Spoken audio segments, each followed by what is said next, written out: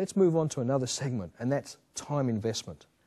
And here's the good news, we can do it in 2 minutes. A, because I'm not a time management expert, but B, I don't think I need to be. Let me give you a quick analogy. Time. Today is my exciting start. That's my little analogy. For most of us, we procrastinate. I'll do it tomorrow. And I say, but what if tomorrow doesn't come? Do it today. I'll make the call in 10 minutes. Make it now. I'll do it after I've had a cup of tea. Do it first and then have a cup of tea. Think of all the things that we allow during the course of our day to stop us taking control of our time. And that's our time. We're in control. Let me give you an example. It's my little analogy. Once you appreciate that today is now and tomorrow is a gift which you cannot count on, you are free of time restraints. So let me just put that in a little bit more basic English. If you understand that today is now is the best time to do it, and tomorrow's a gift that you cannot count on, it tends to stop you saying, well, I'll do it tomorrow, because you say, well, man, now's the good time to do it. You know, for me, and I hope it wasn't for you, it was a little bit of a tragedy.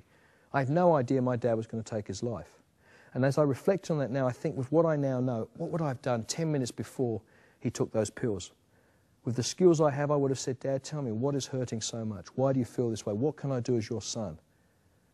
But in this particular instance, I didn't have that time. And so I often think about, and here's a few scenarios I'd like you to contemplate, and certainly write these down.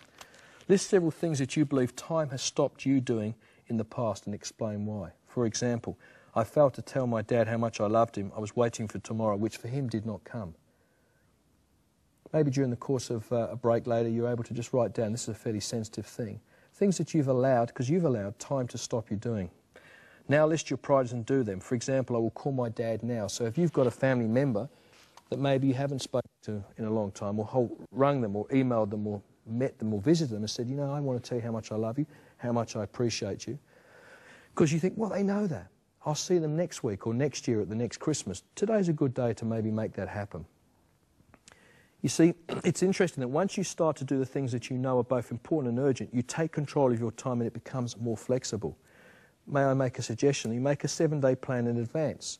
Isn't that contradicting about tomorrow? Well, we've got to plan in advance, do as much as we can now, but plan.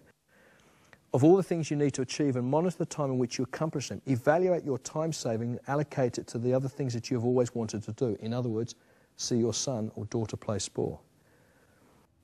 You know, it's interesting, my son recently asked me to put up a swing set, and I agreed to do it on a Saturday. And as the time got closer, I think a different offer came along. Some people might deem a better offer. But I said, no, look, I've made a commitment to put the swing set up.